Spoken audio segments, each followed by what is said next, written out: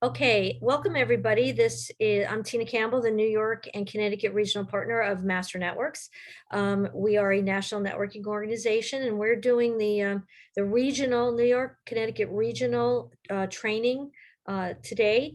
I'm really excited. I'm going to pass you over to our MC and also our friend and mentor at times, Jim Sandler. Jim is not only an area director for some of our chapters, but he's also the training and educational advisor to our region. He's the owner of KM Consulting. He provides business executive with the tools to succeed in the business.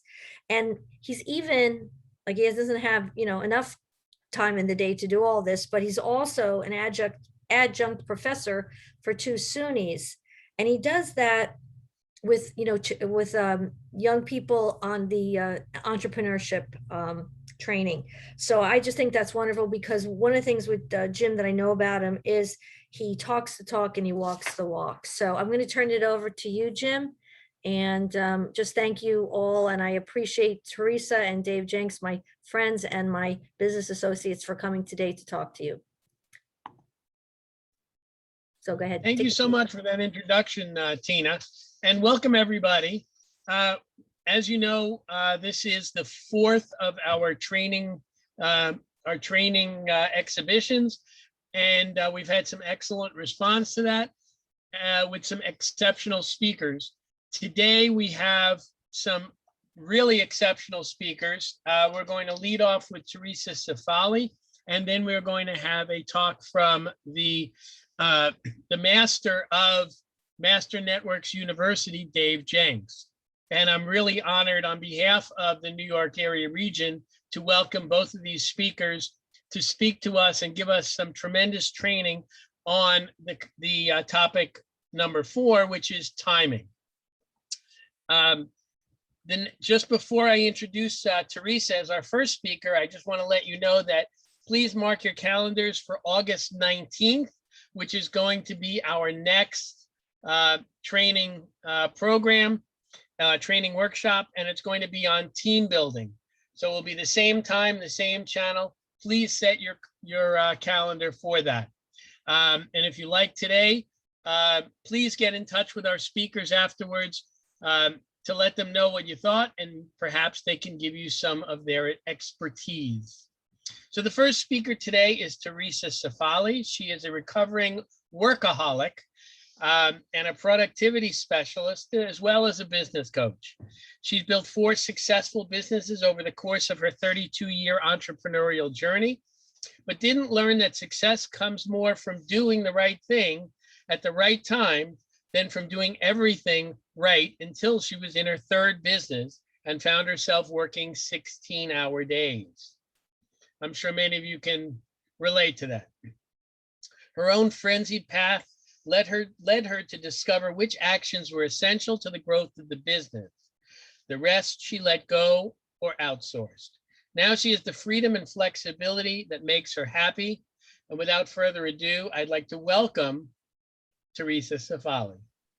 Hello, everybody. It's so good to be here with you. I'm going to share my screen real quick. Can everybody see that okay?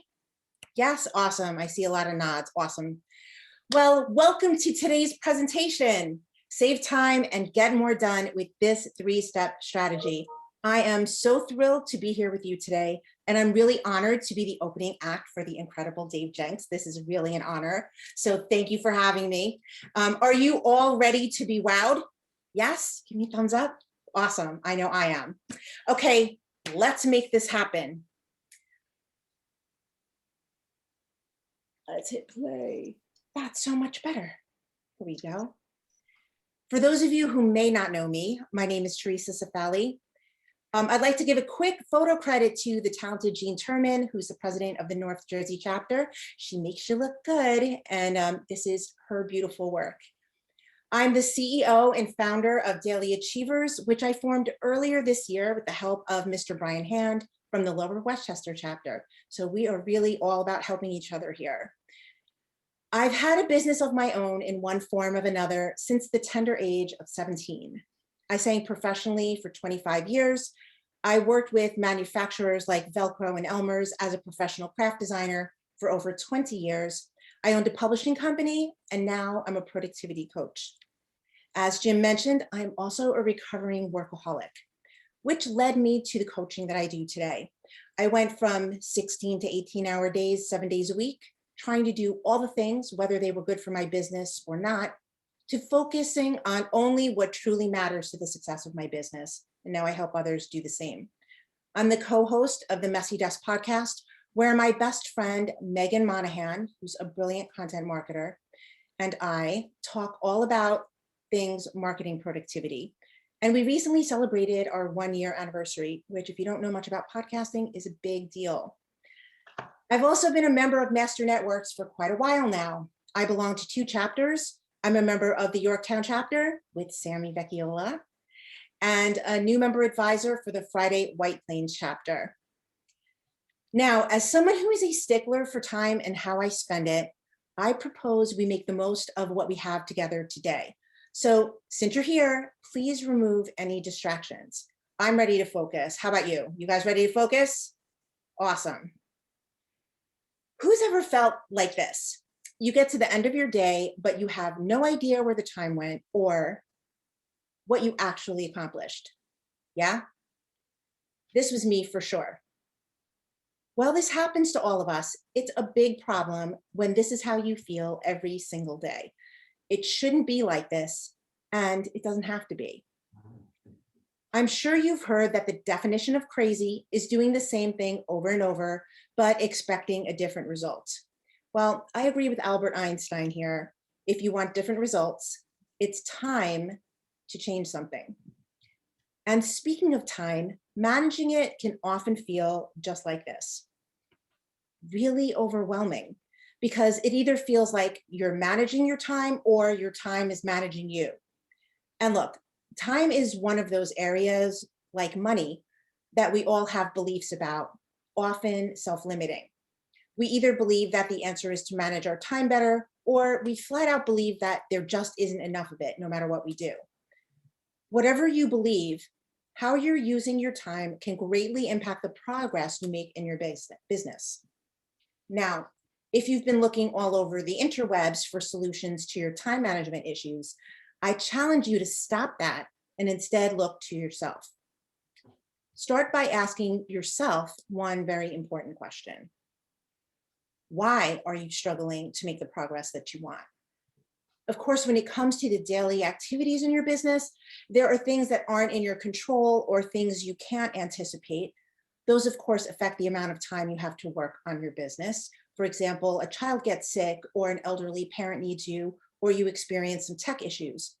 And there are things you can control, but you don't, like succumbing to distractions, putting other people's priorities before your own, procrastinating, or multitasking. But often, the answers are a little bit more simple. For example, you may not have set clear enough goals for the year. Not only do unclear goals get unclear results, without them, you will spend time doing unnecessary things. So if you've not set any goals for this year, I invite you to start there. Maybe you've simply overplanned. You make a long, unrealistic to-do list, thinking that if you just plan out every single minute of your day, you'll use your time more wisely, but that never happens. Or you underestimate how long a task will take to complete. And in this instance, you take more time than you anticipated. And if you scheduled out your day with no buffer, guess what? You are now behind. But no matter what the reason, the change you want begins with you. So let's dive into this process. Step 1 is to track. Tracking is exactly what it sounds like. And I promise, this is the most time-consuming part of this process, but it's also the most important one. If you want to use your time more wisely, you have to know exactly how you're spending it. Tracking will give you the data you need to complete the rest of this process, so you will want to complete this activity. It's your best opportunity to figure out how to prioritize your work and save time in the process. So here's what you need to do. to start, write down everything you do in your business for a minimum of 3 to 5 days. If you can do it longer, that's awesome. Like I know Chris Januski has recently done this. This is where, however, I can really feel the resistance like emanating right through the screen, right at me, because this is what happens. It's something new, it's something different, it sounds like a lot of work and you don't want to do it. And you know what? That's all normal.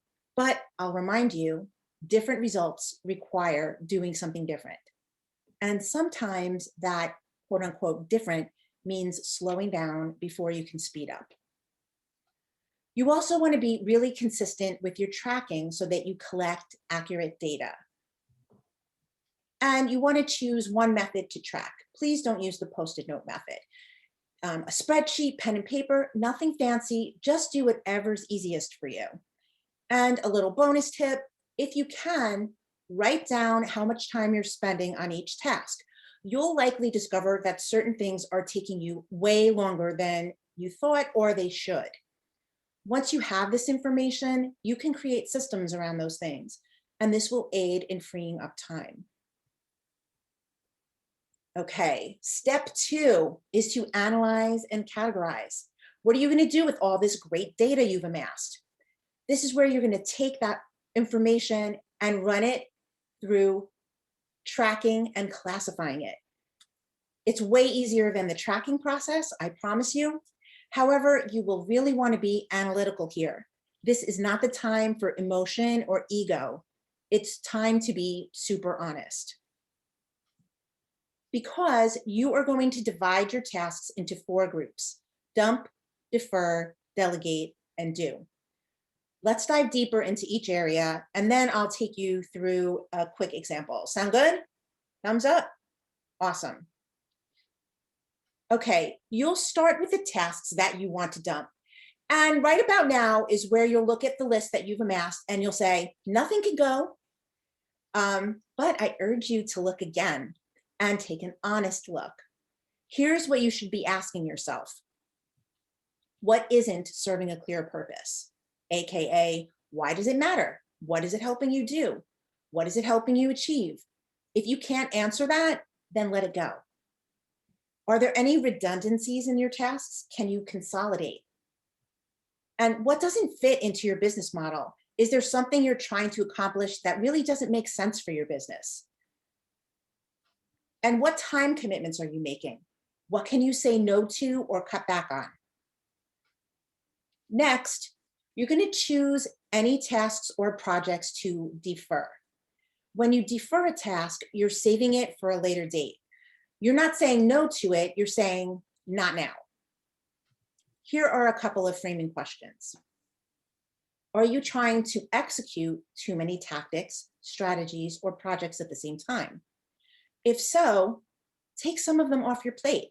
It's better to get fewer items over that finish line than to leave 100 incomplete ones. Plus, that leads just to overwhelm in my experience.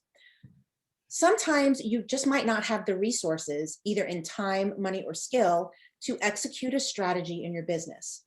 It's okay to do something simpler now and then get more sophisticated later. Once you've completed these first 2 steps, you'll be left with your most important tasks. However, we still have 2 more to go. The next step is to delegate. Now, even if you're a team of 1, this next step is very important to complete. Now is the time to identify which tasks in your business you could and probably should offload later, be it with a hire or an outsource. This becomes your wish list. And if you already have a team, you'll likely discover more tasks to pass along. You've got to fight that inner perfectionist. You just do. Get rid of low-level tasks so you can focus on revenue-generating ones. Some questions to consider are, what would you happily pass off to someone else? What do you just hate doing? What zaps your energy? And what are you not so good at? And here's a hint, these are most likely the tasks you procrastinate around. And a quick note here, the tasks you choose to defer are also the tasks you'll create systems and processes for first. So when you're ready to hire, you'll be prepared. Figuring out which tasks to delegate also helps you determine which ones can only be done by you, which leads us to the last piece. Do only what you can do. Here are a few questions to consider. Which tasks can only be done by you? Which tasks are revenue generating? And what do you love doing? If you're a little confused, that's okay. I'm going to take you through a quick example. So remember, once you've tracked, your plan of attack is to divide your tasks into 4 categories. You're going to dump, defer, delegate, or do. If you've tracked on a spreadsheet, it'll make this task go a little faster, but if it's on paper, it's okay too. You just cross things off and then move things to a new piece of paper. It works out great. The first thing to do that I do is I usually consolidate my activities at this point. I don't need check email on the list a million times, right? I need to know it once. And if you were tracking your time in that bonus episode, like in that bonus tip I gave, then all you have to do is add up the amount of time you spent on those things over the given tracking period. So for example, I tracked for 5 days and then I found I spent 10 hours on email, and just make a note of it like I did here in this example. Next, I'll look at my list and dump anything that doesn't make sense for my business. And sometimes it's things that are a waste of time, but other times it's things that you think you want to do, but then in reconsidering it, you find that you don't. For example, in this example, I've chosen to dump doing the guest interview because while I love my friend and I want to support her, her audience isn't my audience. And while I'm quite altruistic, it's necessary to set and keep boundaries in business and in life. Also, I've decided to let go of this e-commerce course I was thinking of taking. Maybe someone mentioned that having a dropship store was a great stream of revenue, and I chased that shiny object. In reflecting, I realized that this isn't something that fits in with my goals, so it's gone. Next is to defer. Remember, deferred tasks are the ones that you put off until later. In my example, while it'd be nice to have another lead magnet right now, I don't have the bandwidth to support it. So I'm going to let that go and save it for another time because I already have plenty. The same goes for speaking. I'm not ready for that right now. These deferred tasks I usually add to my project management system so the ideas are captured and then I won't forget about them. Next, I'll identify what I'd like to delegate. As you may notice, at least for me, most of these tasks are administrative with the exception of the editing. I hate editing, so that's a really good outsource. A quick reminder, even if you're solo, identify the tasks you'd like to offload down the road right now, and then create processes for these things. And finally, that brings us to the last column of this 4Ds activity, your do list. As you can see, the items left are the things that only I can do and are either related to lead or revenue generation. And that's really the whole process. Now, I know we spent a lot of time on step 2, which is analyze and categorize. So now we're going to dive right into step 3, which is the last step of this 3-step process, and that's to prioritize. Going through those first 2 steps will free up time to actually focus on the important tasks in your business. Do what matters. Even if you're still doing items on your delegate list right now, you should have trimmed your list considerably. If you haven't, take a break, walk away for a little bit, and then look at it again later with some fresh eyes. Once you know which tasks are essential to the success of your business, it's time to prioritize them. One of the reasons you may be struggling with time management is that you've not put your tasks into a logical sequence. When you jump around in your strategy, you actually waste a lot of time. This happens to me, for example, when I don't follow the writing process, and I do it more often than I care to admit. So I may start writing copy before doing the necessary research. And then I'll go look for some data or a stat to support a point that I've made, only to find out that I'm totally on the wrong track. This will lead me to having to start over or completely pull apart what I've already written. And that is a huge time waste. Prioritizing, at least in my book, doesn't always mean doing something in some numbered order. I'm a big fan of understanding how I work best. We all have ebbs and flows. Many of you have heard me say before that mornings are my best work time. For example, writing comes easiest to me in the mornings. If I try to write in the late afternoon or evening, it's much more difficult. I'm more tired then, so something that would take me an hour in the morning to write might take me 2 to 3 times longer in the afternoon. So pay attention to how you work best. And finally, learn to say no more. I'm just going to say that again. Please learn to say no more. As I shared during the 4Ds example, setting boundaries is one of the greatest gifts you can give to yourself. Having boundaries allows you to prioritize what matters most in your business and in your life. Okay, let's do a very quick review.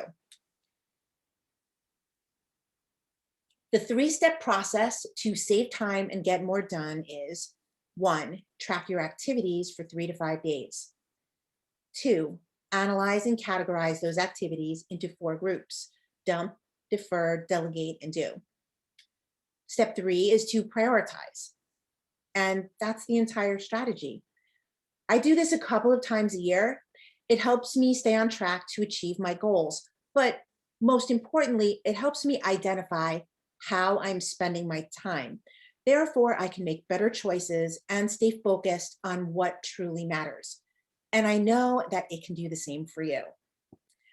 And now I'd like to extend a quick invitation. Next Thursday on May 20th at 7 p.m. Eastern, I am hosting a free workshop called Achieving Your Goals: How to Make Progress on the Right Things in Your Business Every Day. Here's what I'm going to cover: what's really keeping you from reaching your goals, how to set more effective goals, how to identify your priorities, and that's just a few things that I'm going to cover. I'd love to have you. Please register. I will drop a link in the chat after this presentation. And now I would like to leave you with this final thought. The bad news is time flies, but the good news, you're the pilot. So everybody, use your time wisely. And with that, I invite you to do the work. The strategy you learned today only works if you take action on it. So get to it. And don't forget to register for my event next week. Thank you so much for spending time with me. And I'm going to turn it back over to Jim. Thank you so much, Theresa. Excellent, excellent job. If I may just add, one of the things Theresa, was talking about was when she was talking about delegating the things that you can't do or don't do as well as somebody else, is something called an opportunity cost. And an opportunity cost is basically, what does it cost you when you're doing something that someone else could either do better or more efficiently? What could you be doing that would make your business more profitable or better if you offloaded that to somebody else? So I'd like to take this opportunity for a few minutes to see if anybody has any questions for Theresa. What I was thinking, Jim, was that what we could do is maybe people could put it in the chat and we could do it after. Okay, that's And then fine. this way we make sure we have time for Dave, and then we'll go to questions after. Thank you. And whether it's for me or for Dave, it's easy to identify questions if you just type question or a big Q, a capital Q before your question. Great. So let's move on to Mr. Dave Jenks. Dave is a lifelong entrepreneur, business executive, master trainer, and a best-selling author. He developed the 5 business disciplines that we use at Master Networks and serves as the Dean of Master Networks University. He makes learning pragmatic, memorable, and fun. I would like to extend a warm welcome, warm New York welcome, despite what other people think about New Yorkers, a warm New York welcome to the Dean of Master Networks University, Mr. David Jenks. Welcome, Dave. Thank you, Jim. No, thank you very much, Jim. Glad to be here. Tina, can you hear me okay? Just checking in. Good, good. So by the way, just so everyone's clear, I am a New Yorker. So I may be broadcasting from Texas, but I am a New Yorker. Now, of course, I'm an upstate New Yorker. So I know that might be a little different. You know, we kind of differentiate the kind of people that we have. But when I ran a region for Century 21, it included the lower Hudson Valley and Westchester County and Rockland and all of that. So I love that area. I've been there, I've lived there for a while. I'm business partners in Free Enterprise Warriors with Tina Campbell. Tina, you've done a magnificent job of really launching that region. And I just want to know, Tina, am I showing up on the speaker view? On my view, I'm not. Someone else is showing up on the speaker view. Okay. And so I'm let me not. just make sure you are. It was somebody else was showing. I just want to make sure that when we communicate and when I share my screen, that it comes up. Yeah, they're all and giving I me the know- thumbs up. Yeah, What's that? they're all giving me the thumbs up. So Okay, so good. No, thank you. So I'm honored to be here. And Theresa, what a wonderful job. That was so solid, pragmatic, down to earth, usable, clearly in step with the timing discipline in 5+1, and a great foundation for kind of a place I want to go. Tina will tell you that Dave is always this kind of high-minded guy that goes, who knows where he's going to go. And so let me share my screen. And I want to take kind of what I'll call a big picture view of this whole idea of time management, right? Managing the time of your life. It's a precursor to having the time of your life, right? And really enjoying life and getting the most out of every day. And this is what I've learned over my 30, 40 years in the real estate, and not the real estate, in the entrepreneurial game. And there's been several phases. So let me kind of just dive into this and give some perspective on it, right?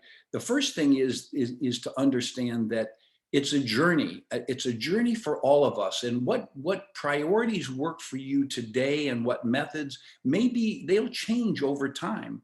For me, it's a lifelong challenge, an opportunity, how we use time. It's like how we manage our health and how we manage our weight and how we manage our wealth.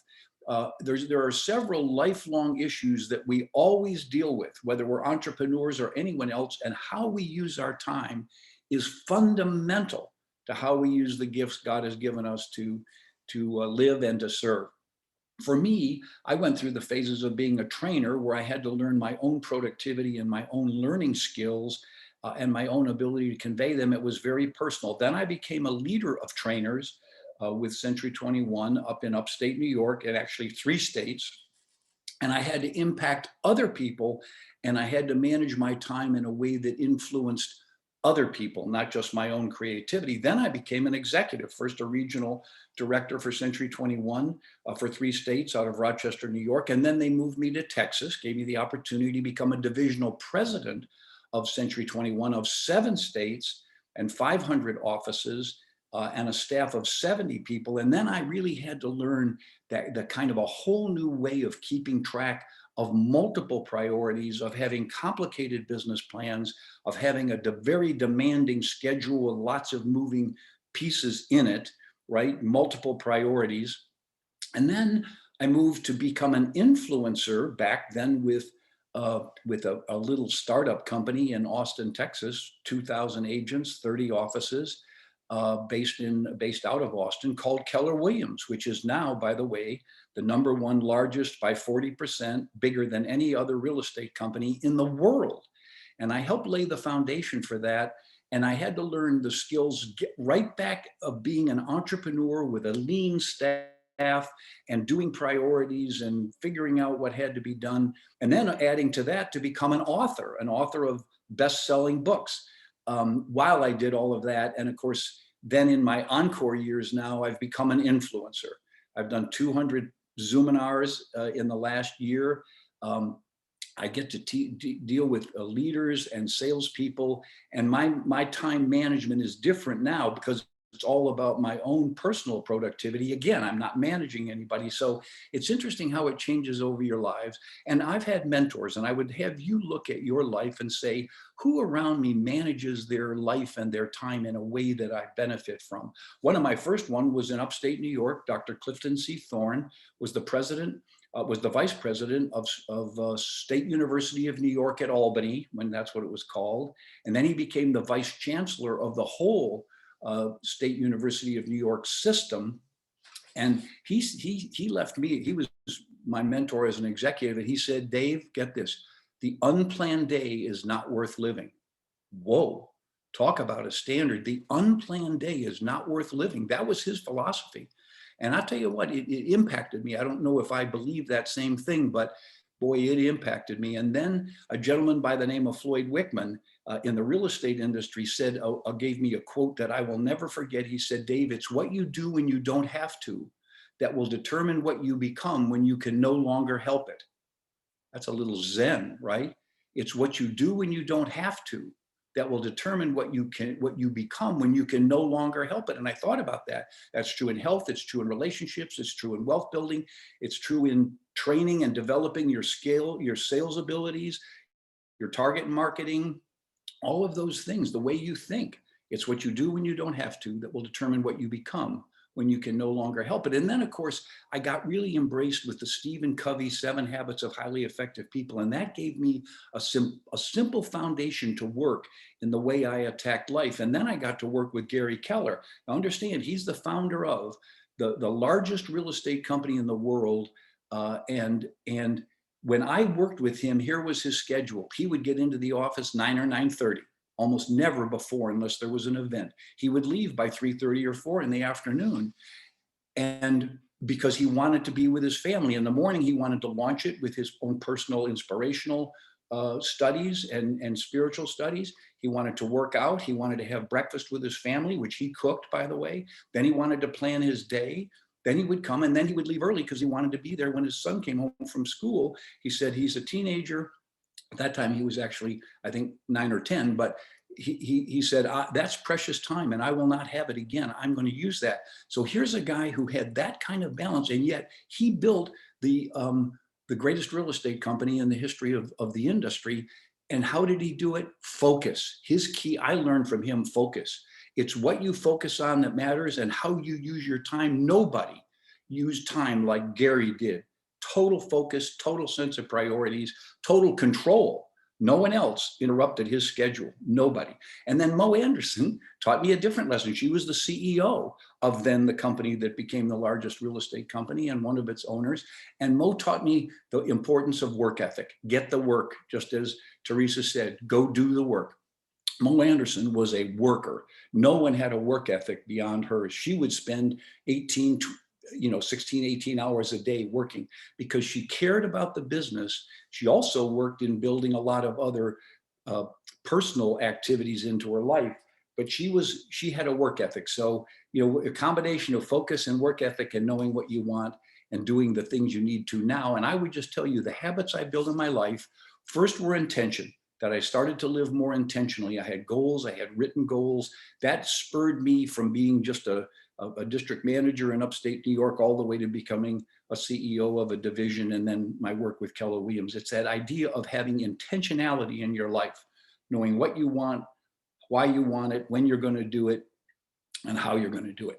And then assertiveness. I had to learn to be more assertive, to stand up, not aggressive, still get along well with people, but assert my needs, have my boundaries, ask for what I want.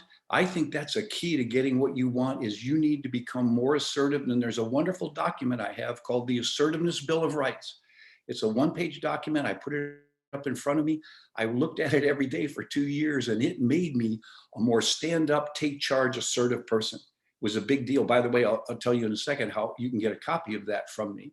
And then the final one was learning how to be productive, and that is building the skills and habits and bandwidth of someone who gets things done, who doesn't procrastinate, who has a sense of getting at it, have a sense of of priorities and a sense of dollar productive activities. What in my life, as Theresa guided us through, what things do I do that cause the results that I want?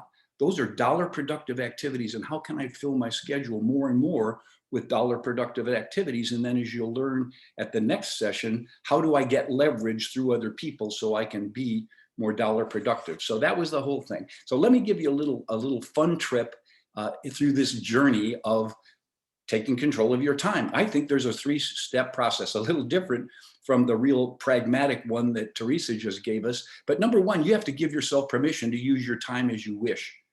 There was a great author who said, success in life is using time in your own way. Success in life is using time in your own way. And people sometimes think, well, when I have enough money and all that, then I'll use time in my own way. No, no, no. It starts wherever you are now. But you have to give yourself permission that the game is not to do what others expect, not to do what others are asking you to do, but to do what you want to do. Now, that may, of course, include serving others. As Zig Ziglar said, you will get what you want in direct proportion to the number of people who you help get what they want. Of course. We're in service industries. We're in a service economy. So, but it doesn't start with serving them. It starts with you accomplishing what you want. So you have to give yourself permission to take control of your time. Nobody interrupted Gary Keller's schedule. I promise you that. Nobody. No, we'd be in a meeting to write the book, to write the best-selling book in the history of real estate that we did together. We'd be in that meeting, and Mo Anderson, the CEO of his company, would knock on the door and say, Gary, I just have one question I just need from you. And he went, Mo, don't interrupt us. We're working on the book. Get on my calendar, right? I mean, sometimes you have to be tough and say no and assert what you need if you're going to take control of your time. So you got to give yourself permission to do it. It is your life. Whose life is it? It's your life. You get to be in control of it. Number two is be mindful of really what you want and why. I mean, we talk about goal setting and, it's the thinking discipline in the 5 disciplines of course. We all know this. We need to have goals. But the thing is, how mindful are you? That's what Theresa was guiding. How mindful and aware are you of what you really want? What really motivates you? What really energizes you? What is it that makes you feel good once you've done it, right? It may not be easy to do, but what makes you feel good and why? What are the payoffs? High achieving people are clear about what they want and why they want it. And by the way, that clarity keeps growing over time. I know it has for me. And I'm in my encore years. I've done my main gig, got my standing ovation, and now I'm in my encore years, and I'm still doing what I love to do, but I'm now doing things that really please me inherently more. Not that I feel the obligation to do, but I feel the desire to do. So be mindful of what you really want and why. And then take charge of your resources. God has created life to be abundant. Use the resources. You've got time, use it. Get knowledge, add more and more. You can learn more and more. Knowledge is power. Build your skill, build your bandwidth. Learn to do things that aren't comfortable for you to do right now. The more you expand your skill base, I think that's one of the things that really has driven my life, is that I've always undertaken things I wasn't ready to do. I was a little afraid to do, but I didn't feel ready, but I took it on anyway. And boy, in taking on that which I wasn't ready to do, I learned how to do it. And I built a bandwidth of skills that's very broad and very wide, and I'm so happy for it. But I had to invest in building that skill, and then use your money wisely. Only spend it on things that really matter to you. Be an investor. We wrote a book called The Millionaire Real Estate Investor. The first 150 pages of that book is a magnificent treatise on how to build financial independence in your life. And then relationships. Your environment and your people relationships are what drive and influence your life. Be careful who you're in relationship with. Have boundaries. Get people out of your life that are not positive influences. Invite people in. Hang out with people. That's what Master Networks is all about. Hanging out with other achievers who are positive and productive, and you can learn from each other. That's the environment that Tina is creating and Chaz has set up to create, and hopefully Master Networks University supports it. Your relationships are so important because they empower your life and enrich it, of course. Now, embrace and release your life spirit.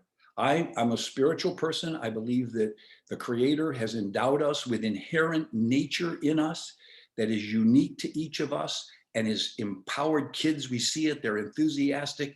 They're asking why. They're going out for things. They want to learn how to ride the bike. They fall off. They cry a little bit. They get back on. They have this incredible, intense spirit and curiosity about life. And I would say we need to release that same life spirit in us. Be a curious person.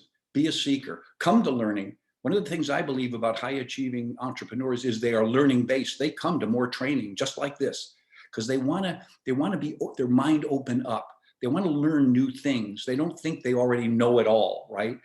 They want to, and they're a seeker. They want to know why things work or how to do it or what to do and how come things work this way. How do we become an entrepreneur? What does it mean to have the 5 disciplines and the 1 skill? What does it mean to have all of that? We're curious. Curiosity leads to wisdom, no question. And then be competent. Increase your bandwidth. Look to be competent. People say, Dave, well, how can I be more confident in what I do? I say, get more competent. See, competence leads to confidence. You can self-talk your way a little bit and affirm your way a little bit into confidence, and it's better certainly than undermining yourself and self-doubting. But what really leads to confidence is competence. You know your game, you have the knowledge of your business, you know how to do it well, you're in charge of your time, you're going after your goals, you are becoming in life more and more competent, like a young child wants to do. They want to learn new, how do I do that, Daddy? How do I do this? How do I cook that, Mommy? How do I do that? You know, how do I do these things? They want to build their competence. We need to go back and really energize our desire to become more competent at what we do. And then creativity. And by the way, this is the spiritual truth. It's thought, word, and deed. We are created to be creative people, creative beings. And that's the process. First, we think it at the first discipline. Then we articulate it. That's written goals or words or books or whatever it is. We write it down or we speak it. And then we take action on it. Entrepreneurs, we take action. We're implementers. We get things done. So it's thought, word, and deed. Just remember that. So build into your life more curiosity, more competence acquisition, and more creativity, making good things happen. Now, I've always liked following models. Models guide me. And I like the model that Theresa shared with us, the model of really analyzing your time. And that analytic step, see, what differentiates real business people from people who are hobbyists is they're implementers and they're analytic. They take an analytic look at their business and they use that analysis, even though it's not fun inherently or natural, they use that analysis to increase their wisdom. And then they go, just like Theresa guided us, and use their time better. So I like to follow models. I always taught when I was in Keller Williams was that company has 7 fundamental models that it follows and it has grown. And those models, Keller Williams does better than any other real estate company. And that's what's made it the #1 company in the world. Why? Because they followed models. So I love following models. And Stephen Covey, The 7 Habits of Highly Effective People, is one of the most powerful models to follow. And it's simple. All 7 habits only add up to 22 words. They ought to be in our mind. We should have those kind of, and here's the internal victories. The first 3 habits: be proactive, begin with the end in mind, do first things first. There you go. That's how you get things done. You take charge. You're proactive, not reactive. You always say, okay, what are we trying to accomplish? You begin with the end in mind and move toward it. And then you have a priorities, just as Theresa said, you work on priorities. You do first things first. Then the outer victories are the next ones. Be win-win. Always look to make something serve others, but make sure it serves you. Seek first to understand. That's the key to communication. That's the key to negotiation. That's the key to relationships. Seek first to understand and then be understood, right? Be into curiosity and not judgment. So let your curiosity drive you. Seek first to understand. And then, of course, the real powerful one, you're going to talk about it in the next class, which is team building, synergize. The more you drive your success through other people, the more you synergize that. Again, master networks, we synergize the way we work in our business community. We move out to other people. We work together with them, synergize. And then, of course, the 7th habit that surrounds everything is exactly what we're doing today: sharpen the saw. Smart people go and sharpen the saw, then come back and cut the wood. Other people who aren't as smart go, oh, I don't have time to do that because I'm so busy doing what I'm doing. They're busy, busy, busy, right? They're not productive. They're busy. They're busy trying to saw the log with a dull saw instead of going and sharpening the saw. So these 7 habits are wonderful guides, and I say follow them. And then he wrote another book, Stephen Covey did, called First Things First. He took one of them and got in, and he built something called, I call it the Covey 4-quadrant time paradigm. And when you get this in your mind, it starts to guide where you are evaluating your work and your time that you're giving it, just as Theresa was guiding us to, right? And time-consuming tasks of life have 2 dimensions. They're either urgent or not urgent. I mean, it's a continuum probably to very urgent to not urgent at all. And then they're either important or not important. They're very critical and important, or really, you know what, they're not that important. And that creates a paradigm, and here it is, right? It's called the 4 quadrants of time deployment. You see, urgent and not urgent, important and not important. And quadrant 1 are those things that are urgent and important. You better get them done because there's consequences if you don't. Then there's quadrant 2, which is not urgent at all, but very important. We'll talk about that in a second, but certain activities fall there. And then there's that which is urgent, but it's not really that important, but it's urgent. You know, people want you to do it. And then finally, there's the 4th one, which is it's neither urgent nor important. That's quadrant 4. So when we talk with each other, we say, am I doing a quadrant 2 activity?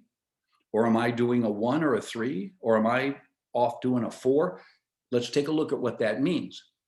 So the first one is, if it's urgent and important, I call it putting out fires. You got to do it. It's urgent. There's if you don't get back to that customer, they're going to be angry, or they're going to not do business with you.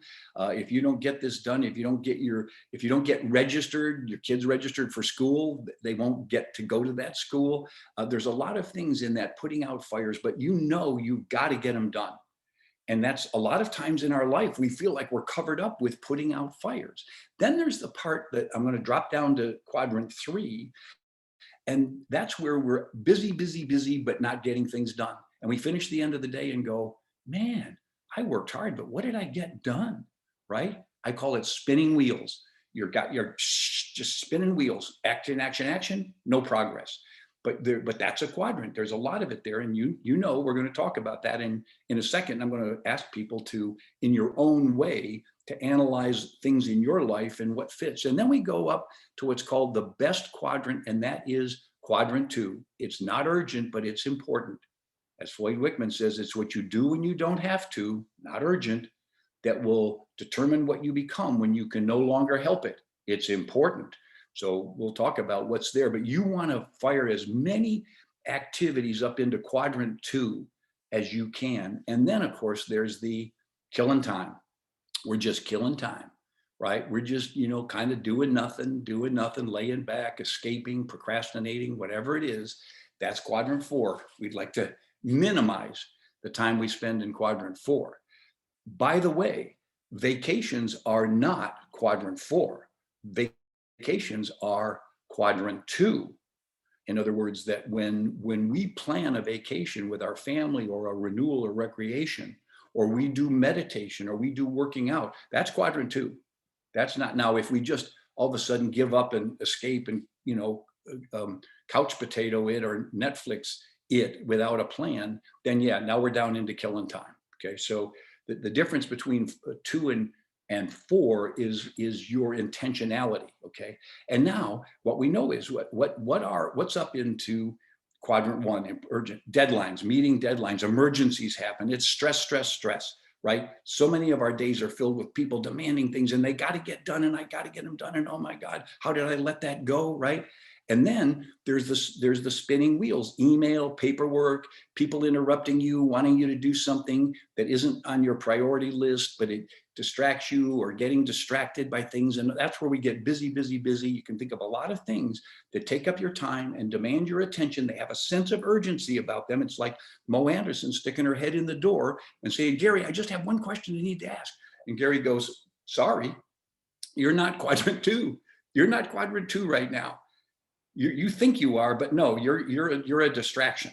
You're an interruption. So you have to decide that. That's where you draw boundaries. And then here's the thing, see, the non-urgent ones are planning, training, health management, installing systems, working on your business, not in your business, going to training, getting better at the 5 disciplines, reading a good book, doing the exercise that Theresa laid out for us. Oh yeah, that is quadrant 2 for sure, because it's going to lead to having more things done planfully, so then they don't become emergencies.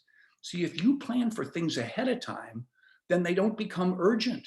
You just show up and do it, like Tina has done with this training program. It's a plan. She has a plan scheduled out every month. She and Jim, they've got this organized. They've got everything going out. This isn't a stressful time for them. This isn't deadlines and emergencies. This is following through on the plan that they put in place and the systems that they put in place to do it. So clearly, the way Tina's running this and Jim, it's quadrant 2, right? And we're showing up because we want to do it. And then of course there's escapes, addictions, and procrastination. I mean, alcoholics are all in quadrant 4. They're escaping. People who just say, oh man, I can't take this, and they drop out, or they go play video games, or they just collapse, or they go out and get drunk with friends, or all that stuff. It's not planned. It just is. You're escaping. And I find a lot of people live in what I call the 1-4 dance. The 1-4 dance. Part of their life is quadrant 1, deadlines, and then the next part of their life is quadrant 4. They drop out. They escape. They get addicted to something. They procrastinate. Right. So it's a 1-4 dance. Do not get into the 1-4 dance. I've been there. I've done that. I've had to overcome my alcoholism. I was escaping. So understand. So this gives us a view of how our time divvies up. And you can ask, I think it's a great exercise that maybe at a Master Networks meeting to say, let's take a look at the 4 quadrants. What for us do we put in quadrant 1? What shows up for us in quadrant 2 that chews up our time but isn't as important? Where do we escape and go to 4? And then what is it that really allows us to put rubber on the road in quadrant 2? So, and then I would say use the tools of effective action, which is, I love a spiral notebook. I have an 8.5 by 11 spiral notebook. I keep it with me all the time. I have 165 of them stored over the last 20 years. And I put everything in there, and I always know where it is, people's phone numbers. Now I may transfer it to another place. I may use my electronic and digital ways to do a database. I may make copies of those pages if it's part of the notes of my writing of a book or putting a course together. Like this, I have 3 pages in my spiral notebook that was preparation for this. So then I use that and transfer it to this, but I always have it in that spiral notebook. There's something about that gives me that sense of everything going on in my life that's in the spiral notebook. Number 2 is a calendar, of course, but what kind works for you? See, a month at a glance has always worked at me, because I like to look at my month and see the whole flow, all the things coming up, the event I have to prepare for next week, the one after that. I love the month at a glance. People who get very detailed like they have bunches of appointments every day, they may have to do the day at a glance one. Some people prefer electronics. I don't prefer digital because it's not easy to scan with digital. It's not easy to scan. However, you can do a search, so it has other advantages. But the point is, where is it you keep track of how you're using your time? And then the final one is, I had once a guy who was a pioneer for Keller Williams. His name was Tom Caldwell. He said, the key to success is doing what you say you'll do. The key to success is doing what you say you'll do. And he said, I keep a commitment list on top of my to-do list. I have a to-do list, but whenever I say to somebody, I'm going to get back to you on that, I'll send you that document. Oh yeah, let's have lunch. Anytime I indicate something or I'm going to start working out next Monday, a commitment to myself or a commitment to anyone, I put it on my commitment list, and I always make sure that I complete every cycle on my commitment list, even before I focus on my to-do list. But something is going to keep track of you, of the things that you want to do or have committed to do. And those are tools that really work. And then the techniques that work, of course, we cover them in the thinking discipline, and in Master Networks University, you have a system for planning and goal setting, whether it's the 1-3-5 or the 5-5-5. There's sections on that in Master Networks University. You do exactly as Theresa said. You track. Remember, what gets measured gets done. What you track improves. What gets measured gets done. So having measures of things that are important for you in your business, right? Your lead generation, your target marketing, your follow-up on leads, your converting appointments to sales, all of that stuff, and your financials, of course, your profit, all of that, right? So what gets measured gets done. What you track improves, meaning a track just means you're keeping track of it and then looking at it on a regular basis, right? So building tracking in always makes you more productive because it always improves. And then time blocking, and this is the magic word. This is where the magic of setting appointments with yourself to do your important tasks. So number one is on your calendar, you should time block for vacations, for time off, like family time, workouts, your own personal development and training. You're working on the business, not in the business. You're kind of planning function, maybe a couple, 3 hours a week where you work on the business. And then lead generation, going targeting, discipline number 2, that ought to be 2 or 3 hours of every day is spent on lead generation. And then here's the thing, projects. Like Tina wrote a book. I know she had it scheduled on her schedule. Here's the thing. Somebody asked me, Dave, how did you write the best-selling book in the history of real estate? How did you do that when you were a little company with only like 8,000 agents? You only had 22 national staff members. Your aspirations were to be the #1 real estate company in America and then the world. That was your aspiration. How did you get the time to write the best-selling book, 1.4 million copies sold in the history of real estate? And I said, Tuesdays with Gary. That was because every Tuesday afternoon, Gary Keller and I and Jay Papazan, the 3 of us, got together and we worked on the book 3 hours, that's all, once a week, 3 hours. 10 months later, we had written the best-selling book in the history of real estate. Why? Because we set aside time to do it. So the magic of getting things done is having appointments with yourself to do what matters to you, right? And then you can't block all your time. That's too rigid. So, but you can block certain portions of it. And then I think there's a rhythm to goal setting and just to stay in focus. Every year you take 2 or 3 days to plan the coming year. Every month you take 2 or 3 hours to plan the coming month. Every week and day you take 20 or 30 minutes to plan the next week or the next day, and you make it a rhythm. And it's funny how you build that habit and now you start to get more purposeful, more productive, and a better use of your time. And then my question to you is, which Clint Black song is your theme? This is one you have to pick. The first best-selling song he wrote was called Killin' Time. And then he, about 6 years later, when he was at the peak of his career, he wrote a song called No Time to Kill. And my question to you is, which of those is your, hang on a sec, I'm going to see if I think I have it here. Let me just share this with you real quick. And because it's a fun thing to read. So by the way, so Killing Time goes, this killing time is killing me, drinking myself blind, thinking I won't see. Not if I cross that line and they bury me. Well, I just might find I'll be killing time for eternity. I don't know nothing about tomorrow. I've been lost in yesterday. I've spent all my life just dying for a wish that's passed away. There's an end to all my sorrow. That is the only price I'll pay. I'll be a happy man when I go, and I can't wait another day. This killing time is killing me. Or do you go with his no time to kill? There's no time to kill between the cradle and the grave. Father Time just takes a toll on every minute that you save. Legal tender's never going to change the number on your days. The highest cost of living's dying. That's one everybody pays. So have it spent before you get the bill. There is no time to kill. No time to kill. Even I've said it and probably always will, but I can look ahead and see that time ain't standing still. No time to kill, but time to change the kind of hurry I've been in and quit this work and worry looking back at where I've been. If you don't look ahead, nobody will. There is no time to kill. Ha ha ha. So a fun choice, a fun choice. Which song is going to be your theme song? And so here's just some closing thoughts, and we'll bring it to a close, and then you can ask questions of Theresa and me. Theresa, very pragmatic, me kind of philosophic. But here's what I say. Celebrate effort, courage, and progress. That's what matters, not the outcomes. The outcomes will happen when the outcomes happen.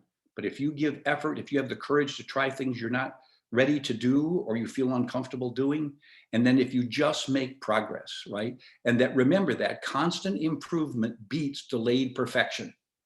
So don't be a perfectionist. Don't wait till you have it all together. No, get it out there. As Seth Godin says, ship it, then go after it, because constant improvement beats delayed perfection. And then have this wonderful balance between urgency and patience. Urgent to do today's activity, patient about the outcome. Because the outcome will come when the outcome comes. And some of them come in plateaus, and some come fast, and sometimes you move back a ways. You know, Gary Keller says you fail your way to success. I think a lot of times things go wrong before they go right. Seth Godin calls it the dip. He said in every venture, it's a wonderful book called The Dip. And by the way, he's from, Westchester County, of course. He says, Seth Godin says, every venture will have a time when you want to quit. It'll be called the dip. You'll be challenged. Things are going wrong.